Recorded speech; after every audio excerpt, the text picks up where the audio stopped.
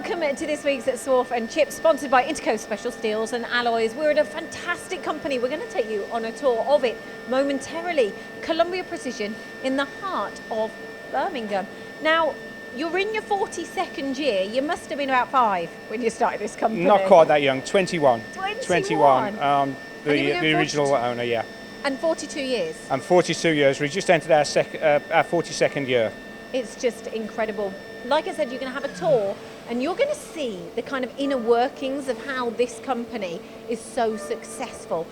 Right, Columbia Precision, what is it you're making here before we go into some of the key varieties of sector we service, from the defence, aerospace, petrochemical, medical, reprographics industry, so any high precision components.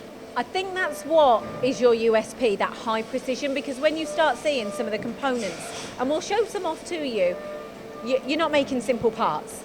No, we don't get the easy parts to make. No, you get the headaches. We get the headaches. What was it you said to me off camera? You've been through I think we've been through 2 recessions, 1 depression and a pandemic. in the 41, 42 years we've been going. Well, and we actually started the business in a recession in 1980-81.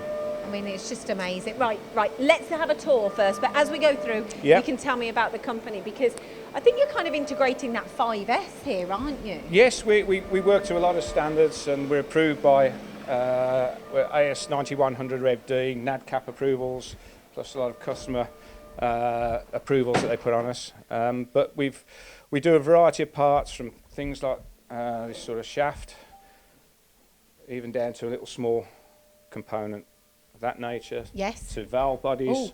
Right, let's have a look. I mean, just look at this, the intricacy on these. And you've got a lot of plant here, haven't you? So we're in the inspection department at the moment. What's here? Because it's literally that clean that it's like a dentist surgery. Well, we have 2 inspection departments. This is the primary one, and we have 3 CNC CMMs, 2 are QCT and 1 Mitutoyo.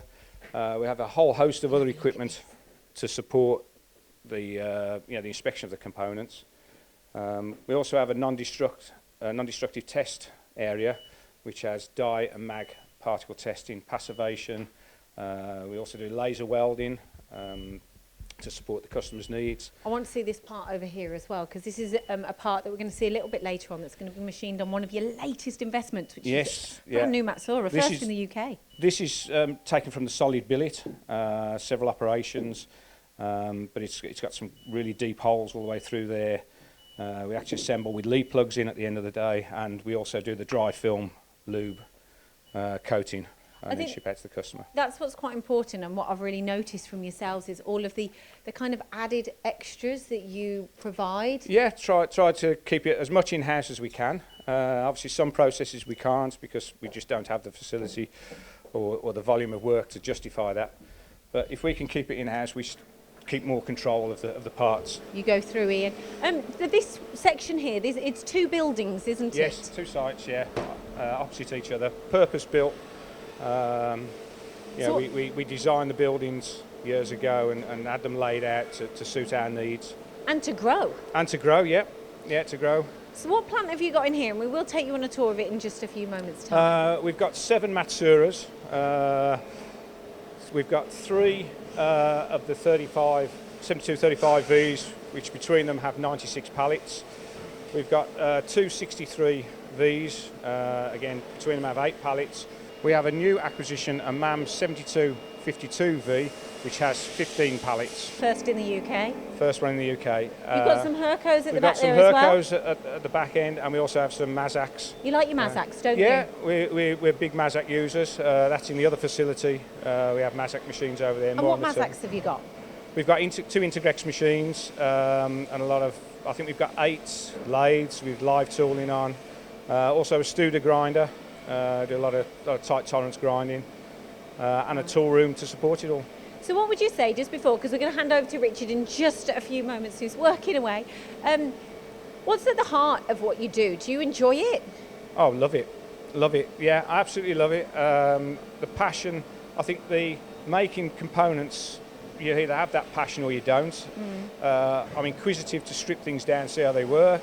I love the machines, which I refer to as toys, because it's great to spend the money when you can afford to, and you can fill them with the work. Yeah. And also the attention to detail. You know, I'm a stickler for, it's got to be right. And what do you think you do well? Because I can tell you a lot of what this company does well, but what do you we think do in well? your eyes? I think we like a challenge, and that challenge also then accelerates itself to more complex parts. And I think our history with the staff we have and the talent pool that we have, and also the apprentices we bring on, Yes. we're educating them into that way, that the finite of machining and using the right tools. And I think you have a saying upstairs in the boardroom, don't you? What is it? If you can remember it, goodness, I'll no try pressure. and remember it. There's only one boss. There's only one. We start there. Have I got it? Anyone can be fired from the chairman downwards simply by the customer spending his money elsewhere. Exactly. So there's only one boss, and the boss is the customer. There we go. We like it. There we go. I'm with you. At least I read it. I'll do. Yeah. Right. Okay. Let's go and see Richard now. Thank you so much, Neil, for that introduction. I'm sure as a 42-year-old company, it's going to keep going. Goodness. Right. Okay. So, Richard. Yep. What's your job round here then? Let's start there. I'm the manufacturing manager of C2 workshop. Right. C1's over the road where the lathes are, and that's Colin Peach's area. Fabulous. Expertise. And you get to this area, and you get a lot of blue machines. So, what do you like about these machines then? I like the colour blue. Oh, is that it? My favourite colour. Come on, let's walk down. Well, I don't think you've got much of a choice, to be fair, have you, Richard? No. Right then. So, what is it about these machines that you like? And tell me about your journey with them. Well, I've been in the company about 12 years now, and I started on the Herco, originally doing conversational programming. Yep. And I was always intrigued as to the older guys on the blue machines, how they work and how much work went through them. And I just love how accurate they are, how easy they are to work with, and how effective they are as a machine incentive for the company itself. But yeah, all in all, they are the best machine. In my eyes, they are the best machine in the world. Really? Yeah. And you know, I want to show them all off to you. There's that many. We don't normally have this much of a luxury, but why have you got, what's different? Why have you got the machines that you've got? So these are 3 35Vs, so these are 32 pallet machines. Yes. They're the age rating. The oldest one we've got is the very bottom with a 69 control, and they progressively get younger as they go along. Yes. They're perfect machines for doing large batch quantities. And then we moved on to the 63Vs, which we have one on this side, and we have a 63V in our other workshop over there. Right. So those are the larger pallet machines, so a 630mm pallet. Right, the table size, yeah. And then obviously we've got the 52 now, which I like to think is a nice mixture of the two machines together. It gives you a good large working space. And this is an example of one of the parts that you're making on some of these machines. Yeah. And you know, what we've really said is the fact that you are talking about very, very complex machines, and I mean parts that you're making. Just a quick one, a lot of your packaging of all of your parts is separate. There is not one single part touching another part. No, it's important with the industry nowadays that you have no finished parts touching each other. Everything's got to be separated. Any roughed or not, any roughed or solid billets, they can be touching. Anything finished face or finished parts have to be physically separate, so you don't get damage, you don't get foreign objects inside them, and so on and so forth. But it's good for the engineering side of it. It's good shopkeeping as well. It's tidy. It shows that we care about the work that we're doing, and that we look after it. You said about servicing these machines, right? 90% of, what was the statistic? I'd say 90% of the servicing with the machines that stops them from having issues is the cleanliness of the machine. Yeah, because honestly, when we walked in, I'm not kidding you, we looked at the top of all of these machines and they were spotless. And that was just the top. You can imagine dust and all sorts of different... You get dust, and obviously with the coolants in the air and the temperatures, you get a lot of fallout, so you get the pickup that's inside the machines. You don't want it affecting the computer side of the machine and the boards inside. So we tried to keep every aspect of the machine as clean as possible. Yeah. I think that's a massive amount of the servicing side of it. Richard, what do you think you do well here? Everything. Oh, I love that. That's a little bit confident, isn't it? Well, what is everything then? We'll keep walking, because can we just show off this machine, by the way? Just look at the access in here. This is, I think it's first in the UK. Yep. Lovely Matsura, great access into the machine. You run, I mean, how many years have you been running lights out? Is it 20? Yeah, close to 20 years now, yeah. I mean, that as a statistic. You know, we've only just at Swarf and Chips started talking about lights out or automation. I imagine the it can be last quite 5. daunting for some companies and people that own machine centres, because there's a lot that can go wrong, but if you look too far into it, that's when you can sort of talk yourself out of it. Yeah. But there's a massive amount you can gain from working lights out. It makes a huge amount of sense. Do you think people can survive without going lights out or automated? No, Keep going. Personally, I don't think you can survive. Automated and lights out is where majority of the world is going, and personally, I don't think from working a short day, say 9 till 5, I can't see how you'd be competitive. Really? Yeah, doing so. And so if someone was to take the lead, from your perspective, what do they need to consider? Maintenance of the machine, making sure you've got good sister tooling, you've got procedures in place that stop you from losing tools and the machine dying, so you can have sister tooling in place.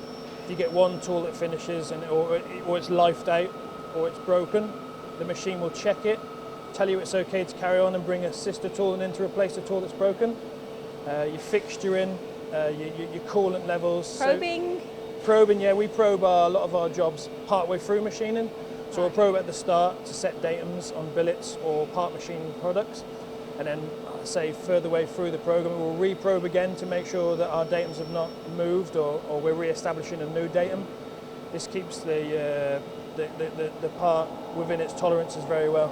And you know, you talk about looking after your assets. Looking after our assets, Ian, the cameraman, is holding a very heavy camera, so we're going to look after him with chocolate in just a few moments' time. Just a few more machines to look at. Your Hercos. Now, you've gone from all of these big blue machines, like I said, you know, you've got some blue machines here as well, or grey and blue.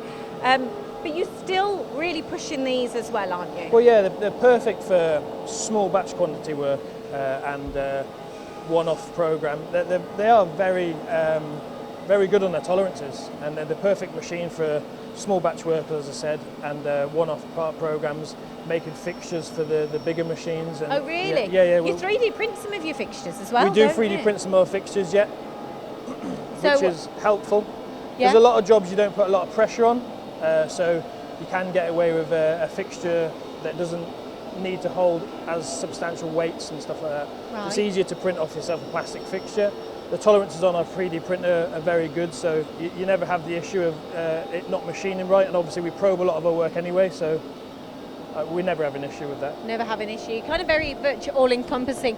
We're coming up to the 10-minute mark, or we're probably way past that now. I'm not very... no, Ian's like, absolutely not. The camera's getting heavier and heavier. But you like your Mazaks. I know in the other area we've kind of covered. In the second building we have a lot of Mazak turning centres. But you've got a nice tombstone on here as well, so you're really pushing every machine. Yeah, like well, you're pushing. we try to maximise the volume we put output on a machine. These Mazaks, for instance, they've got quite large workspaces, up to 600mm, 700mm diameter. This one, for instance, has got about 1 metre high working tolerance. So you can get massive work on this sort of. And what do you like about your Mazak machines? It's just so nice to work with. Conversational programming, and you can obviously program them offline. They're very, very reliable, and they've got a lot of grunt. We do put them through their paces. They do. These two machines do a lot of the hard handball work, material removal. For this job, for instance, is one of the T-piece billets. So they start solid, and they go from this to the T-piece we showed you earlier. So there's a lot of material removal. And that is a lovely part. These Mazaks are perfect for that. Really? Perfect. Right, then just to kind of finish up then, I know I've already asked you and you said, what do you think you do well? But just give some specifics just to everyone as to what you think you do right here at Columbia Precision and why you'd go nowhere else. It's our tolerances, our work ethic, our price points on our work. I personally think we're very reasonable for the quality of work that we produce. Yeah. We do some very technical work, aerospace, defence. Pushes your brain as well, doesn't it? Keeps all of everyone on I their enjoy toes. it. Some of the stuff you get sometimes, and I scratch my head and think, how are we going to do this? Yeah. But I never let it worry me. I just get on with You it. enjoy it, don't you? Yeah, I love it.